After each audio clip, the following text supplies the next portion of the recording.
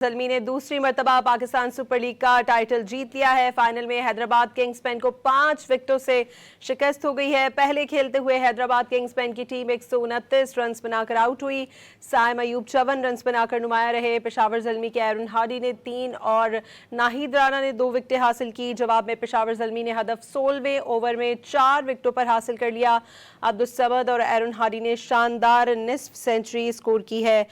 लाहौर में खेले जा रहे पाकिस्तान सुपर लीग 11 के फाइनल में पेशावर ज़ल्मी ने दूसरी मर्तबा पाकिस्तान सुपर लीग का टाइटल जीत लिया है। ज़ल्मी ने दूसरी मर्तबा पाकिस्तान सुपर लीग का टाइटल जीत लिया है। फाइनल में हैदराबाद किंग्स पेन को 5 विकेटों से शिकस्त हो गई है। पहले खेलते हुए हैदराबाद किंग्स पेन की टीम 129 रन बनाकर आउट हुई।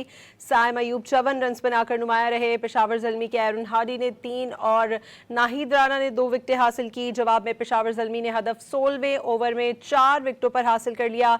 अब्दुल समद और एरन हार्डी ने शानदार निस्फ सेंचुरी स्कोर की है। लाहौर में खेले जा रहे पाकिस्तान सुपर लीग 11 के फाइनल में पेशावर ज़ल्मी ने दूसरी मर्तबा पाकिस्तान सुपर लीग का टाइटल जीत लिया है।